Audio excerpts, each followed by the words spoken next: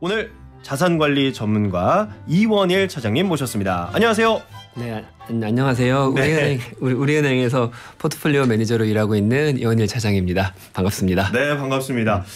오늘 이제 처음으로 이제 슬기로운 생활에 출연하셔가지고 오늘 채권에 대해서 이제 알려드릴 텐데 저도 궁금한 점이 많기 때문에 네. 많이 여쭤보도록 하겠습니다. 네, 알겠습니다. 네, 요즘 뉴스를 보다 보면 뭐 채권의 시기가 다가오고 있다, 채권을 사두는 게 좋겠다, 뭐 이런 이야기들이 많이 나오고 있는데 사실 우리 일반인 분들이 코인이라든지 네. 아니면 뭐 주식이라든지 부동산이라든지 이런 투자는 많이 들어보셨을 것 같은데 국채, 채권 너무나도 멀게 느껴지고 낯섭니다. 이 채권에 대해서 좀 설명을 부탁드리겠습니다.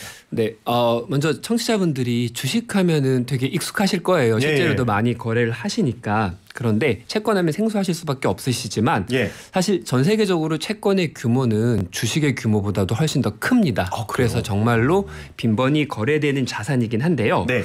우리가 주식 같은 경우는 사실 여러 변수로 인해서 시장이 크게 오르고 내리고 하기 때문에 수익과 손실을 계속 볼 수 있는데 채권은 오히려 몇 가지 매크로 좀 거시적인 경제 전망이나 지표들만 알고 있어도 훨씬 더 쉽게 투자를 할 수가 있습니다. 네. 그리고 이제 실제로 제가 이제 VIP 고객님들을 은행에서 만나다 보면은 대부분의 고객님들은 자산의 포트폴리오를 담고 있습니다. 왜냐하면 이게 여러 가지 효과, 주식시장의 움직임을 상쇄해 주는 효과가 있거든요. 그러다 보니 채권을 지금 당장은 우리 청취자분들께서 투자를 하시지 않으시더라도 얘가 어떻게 움직이는구나, 어떤 상품인가의 정도의 정보는 있으시면 좋을 것 같습니다. 네. 이 채권, 채권이라고 하면은 뭔가 이제 권리를 나타내는 건데 정확하게 이제 어떤 권리인지 조금 설명을 해주시면 좋을 것 같아요. 그러니까 이렇게 보시면 되세요. 우리가 그냥 돈 받을 권리라고 생각하시면 되세요. 돈 받을 권리. 예를 들어 제가 은행에 갔어요. 은행에 가서 예금을 하면은 요즘은 잘 발행 안 하지만 예금 통장을 발행하잖아요. 그럼 거기에 뭐 이원일이 1억을 맡겼고 뭐 4%의 이자를 받을 거고 만기가 언제다 이렇게 나와 있을 거예요. 맞습니다. 그럼 1년 뒤에 제가 원금과 이자를 받으러 갈 텐데 채권도 똑같아요. 단지 좀 차이가 있다라면은 발행하는 기관들이 많이 다를 수 있습니다. 예를 들어서 아까 말씀드린 국채, 국가가 발행한 거죠. 그리고 지방 정부가 발행할 수도 있고 일반 사기업이 발행할 수 있습니다. 뭐 제가 다닌 은행에서 발행할 수도 있고요. 그다음에 정말 순수 사기업이 발행할 수도 있고 그 기업 중에 신용 등급이 되게 높은 회사들 수 있고 또 신용 등급이 낮은 회사도 있고 이렇게 다양한 발행 주체가 돈이 필요할 때 뭐 저처럼 불특정 다수에게 돈을 좀 빌려주세요. 저희가 증서를 드릴게요. 그게 채무증서거든요. 그거를 저한테 주는 겁니다. 이렇게 예금과 크게 차이가 있지는 않습니다. 오, 그렇군요. 약간 빈문서 같다는 생각도 드네요. 맞습니다. 그 빈문서라는 단어가 되게 좋은 것 같은데 국채는 이제 국가가 저한테 돈을 빌려주는 거잖아요. 그럼 국가가 저한테 빚을 진 겁니다. 그런데 조금 차이가 있는 게 뭐냐면 예를 들어서 제가 제 친구한테 돈을 빌려줘요. 뭐 제가 차용증이라는 빈문서를 받을 수 있어요. 그럼 거기에 적혀 있겠죠. 원이라 내가 언제 얼마를 갚을게 이렇게 나와 있을 건데요. 그럼 제가 이 차용증을 가지고 갑자기 저도 돈이 필요해서 은행을 찾아가요. 이거 내 차용증이 있는데 이거 좀 맡아주시고 저한테 좀 돈을 주세요 하면 돈을 줄 리가 없거든요. 채권, 예를 들어 국채든 회사채든 발행을 해서 제가 그 채권을 가지고 있으면 이게 거래가 되고 소화가 되는 시장이 있습니다. 그럼 그 시장에서 제 채권을 거래할 수도 있고요. 거래가 된다는 거는 가격이 변한다는 얘기거든요. 그렇기 때문에 발행금리가 있고 또 시장금리가 있고 이걸 통해서 가격의 변화가 발생이 되고 그걸로 통해서 제가 수익을 볼 수도 손실을 볼 수도 있습니다. 그러니까 거래가 되는 차용증이다. 뭐 그렇게 보시면 좋을 것 같아요. 그렇군요. 그리고 이제 예금하고도 비슷하다라고 설명을 해주셨는데 채권과 예금의 차이점에 대해서도 좀 알려주시면 좋을 것 같아요. 그럼 이렇게 말씀드릴게요. 예금이라 하면 시중은행이나 저축은행에서 제가 돈을 맡기고 그 일종의 차용증서 같은 걸 받는 거잖아요. 그리고 여기서 한 가지 더 있는 게 만약에 이 발행한 뭐 AAB 은행이 파산을 했어요. 그러면은 다 알고 계시겠지만 원금의 소정의 이자까지 합쳐서 개인당 5천만 원까지 예금자 보호가 되시잖아요. 이게 뭐 약간 길이 세지만 2001년도에 예금자 보호가 5천만 원이었어요. 그리고 그때 제가 찾아보니까 강남에 있는 음마 아파트가 한 2억 3천 정도 했어요. 그리고 지금 24년이 지났는데 예금자 보호가 5천만 원이에요. 아파트 가격은 10배 이상이 올라갔어요. 뭐 20몇 억 할 거니까요. 그래서 예금자 보호가 조금 적긴 하지만 그러네요. 어쨌든 5천만 원까지 이렇게 뭐 분할해서 넣으면은 저는 A은행, B은행, C은행 모두의 예금자 보호를 받을 수가 있죠. 금융기관 별이니까. 채권은 이게 없습니다. 예를 들어서 제가 발행한 어떤 회사가 발행한 채권을 제가 샀어요. 이 회사가 파산을 한다라면 이제 파산하면 자녀 재산을 쭉 분배할 거예요. 저도 분배를 받을 권리가 있죠. 그게 원금보다 작으면 못 받는 거죠. 못 받는군요. 그러면은 이게 첫 번째 차이입니다. 즉 원금 손실이 날 수가 있습니다. 즉 예금에서 예금자 보호를 뺀 예금이면 채권으로 보시면 좋을 것 같고요. 두 번째 이게 좀 헷갈려요. 우리가 예금 같은 경우는 가격이란 게 사실 없잖아요. 그냥 1억 예금을 하면 만기 때 1억 500만 원을 받을 거야. 이렇게만 알고 있으면 심플한데 채권은 채권 수익률이라고 하기도 하고 채권 금리라고 하기도 하는 이런 가격의 변동을 만드는 요소가 있어요. 이게 어떤 거냐면 아까 말씀드렸듯이 채권은 사고 팔 수 있어서 그렇습니다. 그래서 이렇게 말씀드릴게요. 제가 오늘 채권을 샀는데 만약에 내일 채권 금리가 확 올라갔어요. 그러면은 제가 만약에 은행에 가입한 은행 예금이라면 이거 해지해 주세요. 중도 해지할게요. 그리고 내일 높은 금리로 예금을 하면 심플하잖아요. 채권은 이게 불가능합니다. 그럼 제가 오늘 3%의 채권을 가입했는데 채권이 올라간다 하더라도 이걸 해지하고 그거를 살 수가 없습니다. 즉 두 가지 예금자 보호가 안 된다. 두 번째 중도에 해지할 수 없기 때문에 대신 거래가 가능하다. 이 두 가지 정도의 차이가 있는 예금으로 생각하시면 될 것 같습니다. 그렇군요. 뭐 거칠게 뭉뚱그리자면은 어쨌든 채권과 예금은 상당히 유사하다라고 생각을 하면 좋을 것 같고요. 투자자들은 이제 공개된 채권 시장에서 언제든 이제 새로 발행되는 채권을 살 수도 있고, 그리고 이미 발행되어 있는 채권을 이제 다시 살 수도 있는 것이고 누군가가 갖고 있는 것을, 그리고 사들인 뒤에는 만기까지 보유했다가 원리금을 받거나 이제 만기 전에 유리한 조건으로 팔아가지고 매매 차익으로 얻을 수도 있는 건데, 그렇다면은 이 주식보다는 안정적이라고 볼 수가 있을까요? 확률적으로는 주식보다 안정적인 가능성이 큽니다만 제가 추후에 말씀드리겠지만 만기가 너무 길거나 아니면 너무 신용 등급이 낮은 채권들은 주식보다 안전하다고 말씀할 수는 없습니다. 제가 예를 한번 드려볼게요. 우리가 어떤 회사의 채권을 샀어요. 이 생수를 만든 회사 채권을 샀는데 이게 신용 등급 되게 높은 채권이었어요. 그래서 이자를 따박따박 5%씩 주는데 만약에 이 회사가 갑자기 뭐 생수를 캐는지 여기 오염돼 가지고 생수를 못 만들기 시작하고 그래서 영업이익이 안 좋아지고 적자가 나기 시작하면 이런 불안함이 생길 거예요. 저거 망하는 거 아니야? 라는. 그러면 아까 제가 말씀드렸듯이 망하면 제가 원금을 못 받을 가능성이 생기는 거죠. 그럼 저는 어떤 행동을 취하는 게 현명할까요? 기다릴 수도 있지만 시장에 채권을 팔면 조금 싸게 팔 수 있죠. 그런데 점점 이 경영이 안 좋아지고 점점점 회사가 나빠지는 게 보여요. 그럼 빨리 팔아야겠죠. 그럼 어떻게 될까요? 가격은 더 빨리 떨어지겠죠. 그러니까 이런 위험도 있기 때문에 조금 더 신중한 투자는 필요합니다. 근데 설명을 좀 듣다 보니까 이제 그 만약에 어떤 회사가 어려워질 경우에 물론 당연히 주가도 떨어질 수가 있는 건데 버티다가 원금을 손실이 될 수도 있는 거고 그런데 적은 가격에 팔 수도 있는 거고 결국 손해를 볼 수밖에 없기는 하네요. 그렇게 경우에는. 그렇죠. 그런데 이 말씀 하나 드리고 싶은 게 아까 채권은 만기가 있다고 그랬잖아요. 우리가 부도라고 하면 채무 불이행을 하면 부도가 나는 거거든요. 10년짜리 만기 채권 그냥 1년 만기가 남았다고 할게요. 근데 회사가 불안해요. 9개월 남았어요. 6개월 남았어요. 3개월 남았어요. 이제 채권이. 그 채권 만기일이 돼요.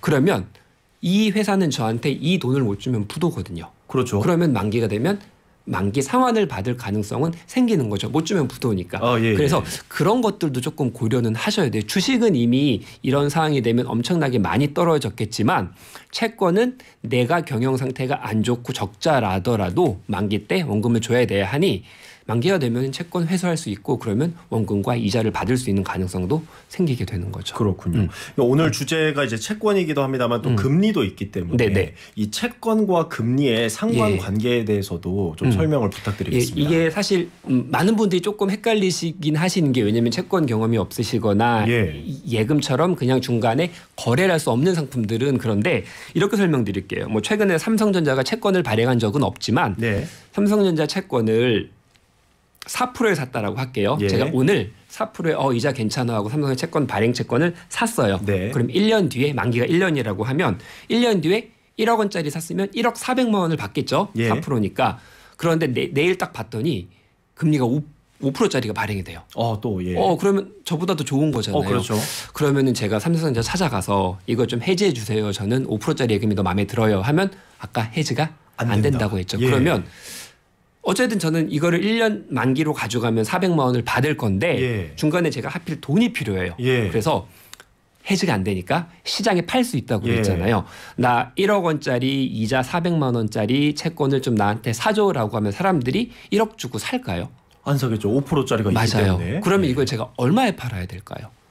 1억보다 낮은 가격에 팔아야 사겠죠. 제가 아주 단순하게 모형을 가져가면 나는 400만 원짜리 이자를 1년 뒤에 받는데 내 다음 날 산 사람은 500만 원을 받는 거예요. 그렇죠. 그럼 100만 원만큼 내가 깎아줘야 그래도 사겠죠. 9,900에 팔면 그러면 나중에 1억 400 받으니까 500만 원 수익이네. 그래서 이게 바로 그 논리입니다. 채권 금리가 채권 수익률이라고 표현해도 되고요. 이게 올라가기 시작하면 채권 가격은 떨어집니다. 그렇군요. 그러면은 채권 금리가 있고 그 기준 금리라는 개념도 있잖아요. 그럼 그 기준 금리에 따라서는 또 어떻게 변화가 생길까요? 이렇게 보시면 되세요. 우리가 기준 금리라고 하면 기준 금리가 지금 우리나라 3.5%예요. 그런데 기준 금리가 이렇게 올라가기 시작하면은 채권 금리는 단기물 중심으로 쭉쭉쭉 따라 올라갑니다. 그러면 아까 금리가 올라가기 시작하면 가격은 이제 떨어진다고 말씀드렸잖아요. 그래서 금리가 올라가는 시기에는 여러 변수가 있을 수는 있지만 채권 가격은 일반적으로는 떨어지고요. 금리가 내려가는 하락 사이클이 시작하게 되면은 여러 변수가 있을 수는 있지만 일반적으로 채권 가격은 올라갑니다. 그렇군요. 그러면은 지금 미국에서 기준금리를 내렸잖아요. B컷을 최근에 이제 단행을 했는데 그러면 그에 발맞춰서 이제 사실 우리나라의 기준금리도 변화가 있을 가능성이 있잖아요. 그렇게 되면은 만약에 우리나라의 기준금리가 뭐 떨어진다라고 가정을 했을 때 그럼 채권의 가격은 어떻게 그러니까 방금 말씀드렸던 것처럼 변수는 있고 사실 이렇게 보시면 되세요. 이론적으로는 금리가 쭉 내려가면 채권 수익률도 떨어지면서 가격이 올라가서 돈을 벌 수 있는 구조가 맞는데 이렇게 말씀드리고 싶어요. 예를 들어서 금리 결정을 금융통화위원 금리에서 10월에 한 번 할 거고 11월에 한 번 할 거예요. 금리 결정을 할 건데 이렇게 제가 가정을 할게요. 11월에 금리를 우리나라가 1%나 말도 안 되게 내릴 거야라고 누구나 다 알고 있다고 가정해 볼게요. 그럼 채권 가격은 이미 쭉쭉쭉쭉쭉 반영돼서 1% 내린 금리에 맞춰집니다. 그렇군요. 그러니까 이론적으로는 금리의 가격은 반대로 간다. 금리가 내려가면 채권 가격이 떨어지면서 채권 수익률이 떨어지면서 가격이 올라가지만 만약에 너무나도 확실한 그래서 예를 들어서 미국이 최근에 갑자기 노동시장이 그러니까 고용시장이 안 좋아졌다. 금리 내릴 것 같아요. 금리 50bp 내렸잖아요. 그 전부터 채권 수익률은 떨어지기 시작하고 채권 가격은 막 올라갔어요. 그러다가 실제로 50bp 딱 내리니까 이미 이건 반영이 된 거잖아요. 오히려 더 내렸으면 좋겠는데 이제 앞으로 조금 내리겠지라는 약간의 뭔가의 실망감 때문에 맞아요. 심리 때문에 오히려 채권 금리가 조금씩 올라갔습니다. 그렇군요. 뭐 이제 뭐 그런 건 이제 이론적인 거고 수많은 변수들이 존재한다라고 이해를 하면 좋을 것 같고요. 그러면 채권의 종류도 궁금한데 뭐 국채도 말씀해 주셨고 그리고 회사에서도 발행할 수도 있고 뭐 여러 가지 종류가 있는데 몇 가지를 좀 설명해 주시면 좋을 것 같아요. 이렇게 말씀드릴게요. 사실 이제 채권에서 가장 중요한 건 누가 발행했느냐도 중요하지만 네. 신용등급이 제일 중요해요. 왜냐하면 은행에서 예금을 하면 그게 어떤 은행이든 간에 예금자 보호가 되기 때문에 적어도 제가 한 3천만 원, 4천만 원 맡겨놓으면 이자까지 보호가 되잖아요. 네. 채권은 그게 없기 때문에 채권의 신용등급이 제일 중요한데 우선 뭐 가장 안전한 게 국채겠죠. 말씀드렸듯이 대신 네. 이자가 제일 당연히 낮겠죠. 예. 그리고 뭐 아까 말씀하신 지방자치단체에서 발행하는 채권도 있을 거고 네. 민간에서 발행한 채권 중에 금융채권이 있습니다. 예. 아무래도 금융채권은 금융회사가 돈을 막 엄청나게 벌진 못해도 상대적으로 부도의 위험은 좀 작거든요. 예. 그러다 보니까 금융채권은 이자가 상대적으로 회사채보다 조금 낮기도 하고요. 네. 그다음에 회사채인데 그냥 두 가지만 할게요. 신용등급을 부여해요. 네. 근데 거기에 뭐 A, B, C 이렇게 있을 거예요. 거기 BBB라고 트리플 B라고 그래요. 예. 이것보다 신용등급이 이걸 포함 이것보다 좋으면 네. 우리가 투자 등급 채권, 투자 적격 채권 그래서 믿을만한 채권이다라고 할 수 있고요. 예. B가 2개 붙어 있거나 그것보다 낮은 채권들은 네. 이제 옛날엔 정크본드, 우리 정크푸드가 뭐 이렇게 좋은 음식은 아니잖아요. 예. 그래서처럼 정크본드라고 조금 안 좋은 채권이다. 위험하다. 그리고 요즘은 표현을 조금 순화해서 이제 하이힐드란 표현을 씁니다. 예. 하이힐드가 높은 이자를 주는 채권이다라고 네. 있는데 위험도는 당연히 더 커지게 되는 거죠. 이 정도로만 구분하시면 될 것 같아요. 예, 그러면은 일단 채권의 경우에는 발행하는 주체도 중요하지만 네. 그 주체의 신용 등급을 먼저 확인을 해야 되고 신용 등급이 높을수록 수익률은 상대적으로 낮을 수 있다. 맞습니다. 그러면 신용 등급이 좀 낮은 경우에는 수익률이 높은 건가요?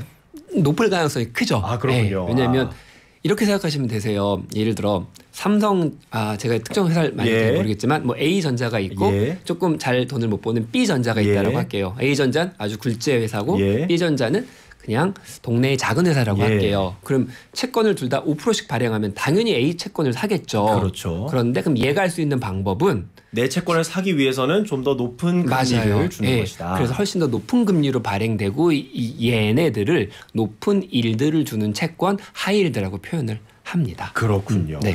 여기서 잠깐 퀴즈 나가겠습니다. 금리가 상승하게 되면 채권 가격은 어떻게 될까요? 보기 있습니다. 1번 상승한다. 2번 하락한다. 네, 1번과 2번 중에 골라주시면 되겠는데요. 차장님, 네. 힌트를 좀 주신다면 어떻게 주실 수 있을까요? 이게 금리가 올라가면은 채권 가격이 올라갈 거라고 혼동할 수가 있어요. 예. 사실. 그런데 채권 가격이 올라가고 금리가 같이 올라간다라면 아마 문제를 안 내지 않았을까 싶습니다. 그렇군요. 네. 자, 힌트를 드렸고요. 다시 한 번 더 퀴즈 내드리겠습니다. 금리가 상승하게 되면 채권 가격은 어떻게 될까요? 1번 상승한다. 2번 하락한다. 자, 저희가 채권에 대한 이야기를 계속 네. 나누고 있었는데요. 사실 저희가 이제 노래 나가는 중간에도 제가 여쭤본 게 있었어요. 그렇다면 지금은 경기가 좋은 건지 채권에 투자하기가 좋은 시기인지 궁금합니다. 네. 분명한 거는 경기가 막 좋아지고 있어요라고 얘기하는 단계는 아니고요. 예. 경기가 조금씩 둔화되고 있고 그게 얕은 둔화로 끝날지 조금 세질지 예. 아니면 침체라는 무서운 게 올지는 모르겠지만 예. 어쨌든 지금 경기의 사이클은 업트렌드는 아닌 것 같아요. 조금씩 내려오고 있는 것 같다는 생각은 들고요. 예. 아무튼 이제 그럼 채권을 지금 투자하기 좋은 시기냐라고 보면은 네. 결론적으로 말씀드리면 지금은 채권 투자하기가 괜찮은 시기라고 말씀드리고 싶어요. 그렇군요. 아까 제가 금리 얘기를 드렸잖아요. 예. 근데 금리의 방향을 알아야 되는데 미국 0.5%를 내렸고 주요 선진국들은 이미 금리 인하 사이클에 돌아섰어요. 예. 들어갔고요. 우리나라는 아직은 아니잖아요. 그렇죠. 그런데 그럼 우리나라 한국은행이 금리 결정을 하는데 어떤 생각을 가지는지 보면은 우리나라 물가가 지난달에 2%였거든요. 예. 안 높아요. 예. 우리 금리 올렸었는데 물가는 떨어졌어요. 예. 우리나라 성장률 안 좋았어요. 예. 지난 분기 특히 안 좋았고요. 네. 마이너스 0.2인가 그랬고요. 네. 이렇게 되면은 성장률도 안 좋고 물가도 좀 낮다라면은 진작 금리를 내렸어야 하지 않을까라는 의견도 사실 있거든요. 예. 뭐 그거는 제가 이렇게 말씀드릴 수 없는 거지만 네. 그래서 10월이나 11월에 이제 두 번의 금리 결정을 할 텐데 네. 한 번은 내리지 않을까라고 보는 시각이 이제 좀 더 많아지고 있습니다. 네. 그러면 이거 말고도 우리가 금리 결정할 때 딱 이걸로만 볼 수가 없는 게 첫 번째가 어쩔 수 없이 우리가 금리 결정할 때 미국 눈치를 보거든요. 그렇죠. 근데 우리나라가 3.5%였고 미국이 5.5%였으니까 금리가 2%나 미국이 높았어요. 되게 생소한 일이잖아요. 그렇죠. 우리나라 금리가 항상 높았었는데 그런데 우리가 금리를 먼저 내리면 2%에서 더 벌어지게 되니까 어려웠죠. 그런데 미국이 금리를 50bp 0.5%나 내려줬고요. 그럼 이제 금리를 우리도 내릴 수 있는 룸이 생긴 거고 또 한 가지 부동산 얘기 많이 하시는데 제가 전문가는 아니지만 제가 이렇게 시세를 보면은 뭐 강남구나 서초구 아니면 서울의 주요 뭐 한강변 지역이나 뭐 마용성이라고 하는 곳들 이런 곳들의 가격이 이미 신고가를 뚫은 곳이 꽤 많고요. 이게 번져나가면 어떨까 이런 걱정은 있을 거예요. 금리를 내린다라면은 이자 부담이 많이 줄어들 거고 부동산의 상승에 기여할 수도 있을 거라고 저는 생각이 드는데 그러면 이제 그거에 대한 불안감이 있죠. 그런데 다행히도 최근에 보면은 뭐 잘은 모르지만 거래량도 조금 줄고 있고 상승세도 조금 이렇게 번지거나 이런 게 조금 둔화되는 것 같아요. 그러면 금리를 내릴 수 있는 환경이 조금은 과거보다는 좀 높아지지 않았을까. 그러면 금리가 내린다는 가능성이 점점 높아지기 시작하면 채권 가격은 반응하겠죠. 금리가 내려가네. 나는 높은 금리 가지고 있는데 금리가 내려가네. 그럼 내 채권의 가격은 올라가겠네. 이렇게 생각할 수 있겠죠. 그래서 미국이나 한국 모두 채권에 투자하기는 나쁘지 않은 시기 정도로 보면 좋을 것 같아요. 그럼 채권을 투자하기 좋다라고 이제 좋은 시기다라고 말씀을 해주셨는데 지금 뭐 예지 아빠님도 질문을 주셨지만 그런데 채권에 투자할 수 있는 돈이 있었으면 좋겠어요라고 질문을 주셨어요. 그러니까 사실 저도 생각하기에는 채권은 뭔가 돈이 많이 있는 사람들만 할 수 있는 거고 좀 자본금이 많이 있어야 할 수 있는 거 아닌가라는 생각을 저는 갖고 있거든요.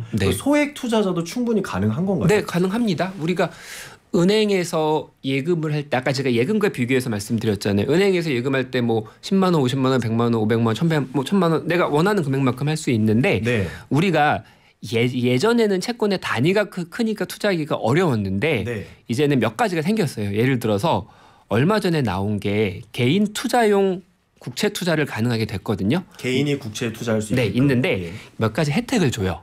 예를 들어서 세금 혜택도 주기도 하고요. 그다음에 이거 이자를 복리로 해서 나중에 만기 때 더 큰 수익을 돌려주기도 하고 이렇게 투자할 수도 있고요.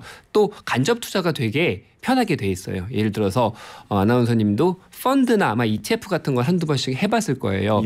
엄청 거래가 많이 일어나는 건 뭐 코스피 인버스나 이런 ETF들이 거래가 많이 일어나고 시장에서 각광을 받는 섹터들 예를 들어서 미국 뭐 기술주 같은 게 펀드의 사이즈는 커지고 많이 거래를 하지만 우리는 충분히 네이버에서 증권창에서 국채라고만 쳐도 수많은 상품들이 나옵니다. 그러면 간접 투자를 통해서 내가 조금씩 이자를 만들고 싶어 수익을 내고 싶어 하면은 뭐 펀드도 마찬가지고요. ETF도 마찬가지고 간접 투자를 통해서 얼마든지 작은 돈으로 투자할 수가 있습니다. 단 이 욕심만 버리시면 돼요. 내가 채권으로 대박을 낼 거야. 대박을 내기 위해서는 만기가 엄청 길어야 되고 엄청 위험한 채권을 해야 되잖아요. 그러면 이거는 더 이상 변동성으로 보면 채권이 아니라 주식 같은 거로 보시면 좋을 것 같아요. 그렇군요. 그러니까 확실히 조금 안정적인 수익을 위해서는 좀 너무 만기가 긴 것보다는 만기가 좀 짧은 걸로 하시는 것이 좋겠다라고 설명을 해주셨는데요. 그렇다면 사실 뭐 저는 이제 주식을 이제 몇 번 해봤습니다만은 뭐 우리나라 주식 시장에도 투자를 해봤고 그리고 또 미국 시장에도 투자를 해봤는데 이제 농담입니다. 어디까지 농담인데 이게 그 개미 투자자들 사이에서는 국장은 하는 게 아니다. 뭐 이런 농담도 이제 하고는 있는데 사실 뭐 단순히 이제 봤을 때 한국과 미국의 상황을 보게 되면은 어느 쪽에 채권에 투자하는 게 좋을까요? 제가 아까 그 말씀을 드렸어요. 우리나라 금리가 3.5고 미국 금리가 5.5였던 5%가 됐어요. 이 금리를 말씀드렸는데 지금 기준금리가 미국도 내릴 거고 우리나라도 내릴 가능성이 생기고 있어요. 그러면 여기서 이 말씀을 드릴게요. 금리가 어떻게 결정되냐면 크게 성장률이라고 물가를 보시면 되세요. 물가 중요하죠. 한번 우리 신흥국을 볼게요. 우리나라 말고 우리나라보다 조금 더 신흥국들을 보면은 그 나라들이 물가가 엄청 높아요. 맨날 뉴스에 나오잖아요. 물가 뭐 몇십 프로 하이퍼 인플레이션 나온다. 그리고 그런 나라들의 특징들 중에 하나가 성장률도 꽤 잘 나온 나라들이 있어요. 물가가 높고 성장률이 높으면 금리가 높거든요. 그럼 우리나라가 미국보다 그래도 그동안 성장률이 괜찮았었고 네. 물가는 사실 미국은 사실 상당히 저물 거였고 우리나라가 더 높았거든요. 네. 그럼 지금 볼게요. 미국이 우리나라보다 성장률이 잘 나오는 구간이 생기고 물가는 더 높아요. 성장률이 높고 물가가 높으니까 미국의 금리가 더 높은 거였거든요. 예. 그럼 이게 계속 갈까요? 꼭 그렇진 않겠죠. 아닐 것 같아요. 그러면 미국의 금리 인하 속도가 우리나라보다 조금 더 빨라질 수 있을 것 같다는 생각이 들고요. 네. 그렇다면 세금 문제를 다 배제하고 정말로 투자 수익으로만 본다라면은 국채도 괜찮지만 지금 이미 이자를 더 많이 주고 있고 금리 인하의 강도나 더 큰 미국에 투자한 게 지금은 더 유리하지 않을까 정도로 보여집니다. 네, 그렇습니다. 이거 어디까지나 이제 예상이기 때문에 그렇게 해석을 해주시면 좋을 것 같고요. 이제 미국 채권에 투자하는 것이 상대적으로 뭐 수익이 좋을 가능성이 높다라고 설명을 해주셨는데 그렇다면 우리나라 채권은 어떨까요? 네. 이게 뭐 경기가 나빠지고 이런 상황이 되면은 주식 투자하시는 분들은 조금 힘들 수 있죠. 예. 그런데 이게 아이러니하게 국채를 투자하시는 분들은 경기가 나빠져서 빨리 금리 내려야 돼요. 이런 일이 생기면 이제 빵긋 웃게 됩니다. 왜냐하면 수익이 발생이 되니까. 그런데 우리나라가 보면은 사실 최근에 뭐 조금 안 좋은 뉴스들도 있고요. 지표도 조금 안 좋아졌고 그러면서 우리나라 경제가 조금씩 나빠질 수도 있지 않을까라는 얘기도 나오고 있거든요. 뭐 저는 이거에 대해서 중립적이지만 그런 뉴스가 맞게 된다라면은 주식 투자하시는 분들의 수익률은 조금 나빠질 수 있겠지만 반대로 채권은 수익을 보게 될 겁니다. 그러면 지금 특히 한국의 채권 국채 투자하는 게 나쁘냐라고 보면 우리나라 부채도 조금 가계부채도 문제가 있고 있죠. 그리고 부동산 때문에 금리를 그동안 못 내리기도 했고 그렇게 보면은 이런 게 현실화 된다면 국채 투자는 그래도 꽤 괜찮은 투자가 되지 않을까라고 말씀드리고 싶습니다. 그렇군요. 이제 이야기를 듣다 보니까 저도 채권 투자에 좀 관심이 생기고 있는데 뭐 앞서 포털 사이트에 검색을 하면 충분히 이제 할 수 있다라고 설명을 해주셨지만은 투자하는 방법에 대해서도 좀 자세히 설명을 부탁드리겠습니다. 네, 알겠습니다. 그러니까 개별 채권을 투자하는 거는 이제 뭐 증권사를 가게 되면은 증권사에서 거래할 수 있는 채권 리스트가 장외 목록으로 있고요. 그다음에 우리가 클릭 몇 번으로 HTS나 아니면 MTS를 통해서 뭐 국채 같은 걸 살 수가 있어요. 그래서 아주 간단하고 내가 정말로 금리가 내려갈 거야. 그래서 가격이 오를 거야 판단하신다면 정말로 주식을 사듯이 장내에서 국채를 살 수도 있고요. 이건 이제 뭐 직접 투자라고 보신다라면 아까 말씀드린 간접 투자는 정말로 다양한 상품들이 있어요. 한국에 있는 채권, 한국에 있는 국채나 뭐 회사채, 아주 만기가 짧아서 변동성이 적은 단기채, 장기채도 있고요. 그리고 아까 말씀드린 미국에 있는 채권도 살 수 있고 하이힐드도 살 수도 있고요. 이게 우리가 주식을 사듯이 다양한 이런 채권들을 증권사 거래 뭐 이런 HTS나 MTS 같은 걸로 얼마든지 ETF를 통해서 살 수가 있습니다. 그리고 펀드를 통해서 이제 뮤추얼 펀드라고 하죠. 펀드를 통해서 살 수 있는데 이거는 조금 더 이 펀드 매니저의 역량이 좀 미칠 겁니다. 그래서 조금 더 운영을 잘하게 된다면 채권에도 다양한 전략들이 있어요. 그 전략들을 잘 활용해서 좀 더 수익을 만들 수 있는 방법은 뮤추얼 펀드를 통해서 사시는 방법도 있습니다. 네, 뭐 이미 사실 주식 투자에 대해서는 많은 분들이 이미 하고 계시는 것 같아서 증권사에 이미 계좌를 개설하신 분들이 많을 것 같아요. 그 이미 있는 계좌를 통해서 채권을 살 수 있는 건가요? 네, 가능합니다. 그냥 이미 채권이 있으시다라면은 그냥 그 채권을 통해서 사시면 되고요. 단지 하나, 아까 말씀드렸듯이 정부에서 새롭게 개인들이 국채를 투자할 수 있게 국채 투자용 개인이 전용을 할 수 있는 걸 만들어 놨어요. 그래서 그거는 특정 증권사에서만 통해서 거래가 가능한데 사실 그게 뭐 최근에 조금 흥행은 안 되는 것 같긴 하더라고요. 그 이유가 있을까요? 왜 인기가 없을까요? 이렇게 보시면 되세요. 우선 아까 제가 특정 증권사라고 말씀드렸잖아요. 그게 이제 미래에셋증권인데 거기에서만 가능해요.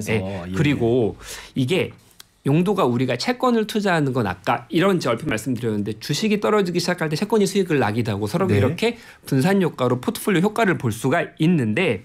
이거는 용도가 사실 개인들이 목돈을 마련하고 노후를 대비하기 위해서 만든 제도다 보니까 채권의 특징 거래가 가능하잖아요. 이거는 거래가 안 됩니다. 그러니까 만기까지 보유하셔야 물론 환매할 수 있어요. 1년이 지나면 내가 이거 그냥 다시 바꿔주세요 하면은 받을 수는 있어요. 예. 하지만 얘는 만기까지 보유하셔야 이 상품에 가지고 있는 본인의 특징, 복리 효과도 볼 수 있고 그리고 정부에서 개인들을 위해서 조금의 가상금리를 더 줍니다. 네. 요것도 받을 수가 있는데 중간에 해지하게 되면 그걸 못 받게 되거든요. 예. 그러다 보니 처음에는 새로운 게 나왔고 금리도 괜찮네라고 많이 하셨는데 최근엔 이러한 불편함 때문에 미달이 나고 있습니다. 그렇군요. 네. 뭐 지금 많은 분들이 뭐 채권에 대해서 문자도 보내주고 계시는데요. 6002님이 채권은 전혀 몰라서 궁금했는데 오늘 설명을 잘 해주셔서 살짝 도전하고 싶어졌습니다. 놓칠까봐 녹음하며 들었습니다라고 문자를 보내주셨는데 저희 이 내용이 유튜브를 통해서도 그 업로드가 되기 때문에 영상을 다시 보실 수도 있다는 점 알려드리고 싶고요. 그다음에 3137님이 금리가 올라가면 채권은 내려가겠죠 하시면서 자동차 살 때 사는 도시개발 공채도 개인이 살 수 있나요? 라는 질문을 주셨네요. 그게 살 수는 있는데 보통 그게 사실 이자가 낮기 때문에 장기 보유해서 메리트가 없잖아요. 그래서 보통 제가 아는 범위 내에서 말씀드리면 보유하지는 않는 거 있고 바로 매도를 하는 거로 알고 있는데 일부 투자자들은 그게 매도 가격이 낮게 나오기 때문에 사고 보유하는 분들도 있다고 하지만 보편적인 투자는 아니기 때문에 뭐 내가 투자에 이걸 포트폴리오에 넣을 거야 이렇게 하실 필요는 없을 것 같다는 생각은 드네요. 아 그렇군요. 그리고 서연맘님이 알면 알수록 어려운 투자 좋은 정보 감사합니다 라고 보내주셨고 한바람님도 채권에도 관심을 가져봐야 할 것 같습니다. 좋은 정보 감사합니다 라고 이렇게 문자를 보내주셨습니다.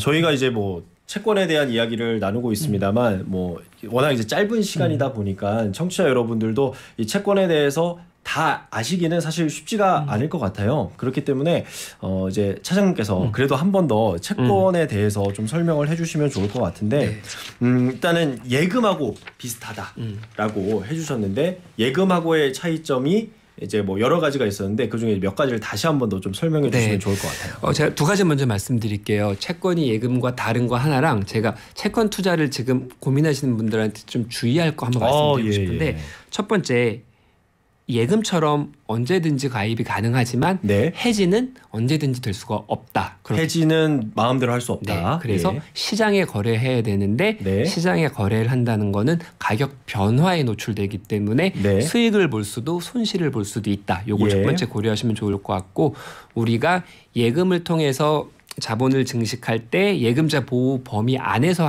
많이 하시는데 채권은 그게 없기 때문에 신용등급도 주의해야 된다.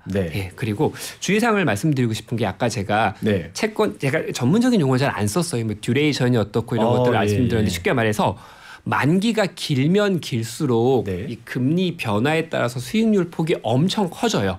예를 들어서 우리나라 분들이 최근에 ETF를 통해서 많이 하시는 게 미국의 30년물 채권 같은 거 많이 하시거든요. 만기가 30년 남은 채권이에요. 그러면 얘는 금리가 1% 올라가면 내 채권 ETF의 손실률이 대략 얼마가 될 것 같으세요?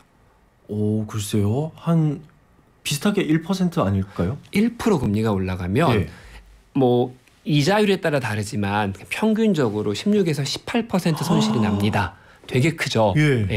만기가 아까 제가 1년짜리를 얘기해 드렸으니까 1% 올라가면 1%가 떨어진다. 2년짜리면 2%가 올라가면 2%가 떨어진다지만 뭐 30년짜리가 30년이기 때문에 30% 떨어지지는 않지만 이자를 받기 때문에 1% 올라가면 17%가 떨어져요. 그러면 얘가 주식시장의 변동성과 별로 다를 게 없죠. 그런데 이 채권에 레버리지를 끼는 채권이 있어요. 뭐냐면 우리가 레버리지 상품이 1%가 올라가면 뭐 2%, 3% 올라가는 이런 레버리지를 끼는 상품들 있잖아요. 주식도 마찬가지고 이 채권에 그걸 끼면 1%가 올라가면 뭐 30%씩 떨어지기도 합니다. 그렇기 때문에 이 만기를 내 위험 상향이나 내 투자 목적에 조금 고려해서 좀 투자하시는 걸 권유해 드리고 싶고요. 이걸 꼭 말씀드리고 싶습니다. 그렇군요. 아무래도 이제 채권에 투자를 하실 때는 이 채권을 발행하는 주체 또 한번 확인하셨으면 좋겠고 그 주체의 신용 등급을 확인해야 되는데 그 신용 등급은 어떻게 확인할 수 있을까요? 그러니까 이제 기본적으로 저희가 사이트를 들어가 보면은 신용 등급을 확인할 수 있는데 여기서 우리가 중요한 게 뭐냐면 얘네들이 이렇게 뭐 돼지고기에 A 등급 찍어두시지 항상 A 등급이 아니에요. 그것도 이제 변화하는군요. 맞습니다. 코로나 때는 비행기가 못 떴잖아요. 그러면서 항공 관련 회사들의 신용 등급이 떨어졌어요. 많이 떨어졌어요. 그런데 예. AA에서 싱글 A로 떨어지거나 예. 싱글 A에서 트리플 B로 떨어지거나 이것도 물론 안 좋은 일이죠. 예. 하지만 얘네들은 아까 제가 투자 등급 채권이에요. 예. 투자 적격 채권이기 때문에 네. 그런데 만약에 트리플 B에서 네. 더블 B로 떨어지는 순간 얘는 완전히 카테고리가 달라져 버려요. 투자 등급 채권에서 아까 정크란 표현을 썼죠. 네네. 하이힐드로 바뀝니다. 이러면 가격 변화가 엄청나게 커져요. 왜냐하면 더 이상 얘는 우리가 믿을만 할 수 없는 채권이야라고 되거든요. 그렇기 때문에 그 신용 등급의 변화도 꼭 염두에 두시고 투자하시면 좋을 것 같습니다. 그렇습니다. 지금 좀 정리를 해보자면은 일단은 채권이라는 이 투자는 일단 기본적으로 예금과 성격이 매우 비슷하지만 예금처럼 아무 때나 해지는 할 수 없다. 맞습니다. 만기가 돼야지만은 이제 받을 수 있는 건데 이제 예금과 차이점은 거래가 가능하다. 맞습니다. 거래가 가능하다는 점이고 채권에 투자하실 때는 또 이게 만기가 너무 길어지면은 거의 주식과 같아진다. 그렇죠. 주식과 같아지기 때문에 또 만기도 잘 확인을 하셔야 될 것 같고 뭐 발행하는 주체, 그 주체의 신용 등급 그리고 신용 등급이 또 영원하지가 않아서 신용 등급의 변화도 잘 확인하시는데 그 기준은 바로 트리플 B다. 맞습니다. 신용 등급이 트리플 B냐 아니면 더블 B냐에 따라서 또 그 채권을 발행하는 주체가 어떤 식으로 이제 수익을 보장하는지가 달라지기 때문에 그런 것도 잘 확인하셨으면 좋겠다라는 말씀을 드리도록 하겠습니다. 저희가 아까 전에 퀴즈를 내드렸었죠. 바로 금리가 상승하면 채권 가격은 어떻게 될까요? 퀴즈를 드렸습니다. 보기 1번 상승한다, 2번 하락한다. 정답은 뭘까요? 발표해 주시죠. 정답은 채권 금리가 상승하면 가격은 하락한다가 정답입니다. 가격은 바로 하락한다가 2번이 정답이었습니다. 많은 분들이 이제 정답을 보내주셨는데요. 상품에 당첨되신 분들은 저희가 홈페이지에 남겨놓도록 하겠습니다. 확인하셔가지고요. 꼭 상품도 받아가시기 바랍니다. 저희가 이제 많은 분들에게 상품을 드리고 싶지만 그러지는 못한다는 점 양해 부탁드리고요. 퀴즈에 참여해주신 모든 분들께 감사의 말씀 드리겠습니다. 여기서 우리 또 이원일 차장님과는 인사 나누도록 하겠습니다. 오늘 자세하게 설명해 주셔서 정말 고맙습니다. 네, 감사합니다. 네, 고맙습니다. 제가 이제 방송 끝내기 전에 좀 말씀을 하나 이제 드리고 싶어서 잠시 제가 죄송하지만 시간을 좀 쓰도록 하겠습니다. 오늘 저희 슬기로운 서울 생활이 마지막 날입니다. 오늘 좀 TBS 이야기로 마무리를 하려고 하는데요. 이 TBS라는 회사가 저랑 동갑내기 친구입니다. 1999년생인데요. 만 34년 동안 서울 시민을 위해서 좀 열심히 일해온 친구입니다. 지금 이 시간에도 많은 분들이 운전을 하며 혹은 일하시다가 그리고 또 집에서 듣고 계실 것 같은데요.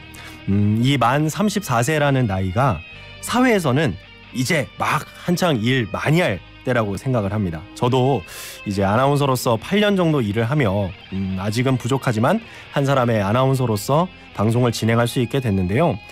앞으로 더 많이 그리고 또 열심히 일하고 싶은 마음이 있습니다. 그 마음은 이 TBS라는 친구도 마찬가지일 것 같은데요. 그 기회는 지금 이 방송을 듣고 계신 시민 여러분이 주시는 거라고 생각을 합니다. 저는 이 TBS라는 친구와 4년간 함께했지만 이 방송을 듣고 계신 분들은 더 오랜 시간 동안 이 친구와 함께 하셨을 텐데요. 이 친구와 함께 웃기도 하시고 또 울기도 하셨을 것 같습니다.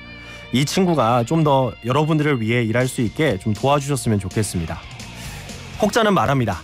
TBS의 역할이 끝났다고. TBS를 없애는 것이 시민의 명령이라고. 물론 그렇게 생각하시는 분들도 있겠지만 그렇게 생각하지 않는 분들도 분명히 있다고 생각을 하고요. 그리고 여전히 TBS를 좋아하시는 분들이 더 많을 거라 믿어 의심치 않습니다. TBS는 시민의 방송입니다. 다시 시민 여러분들을 위해서 유익한 방송을 전해드릴 것을 약속드리며 마치도록 하겠습니다. 지금까지 아나운서 이민준이었습니다.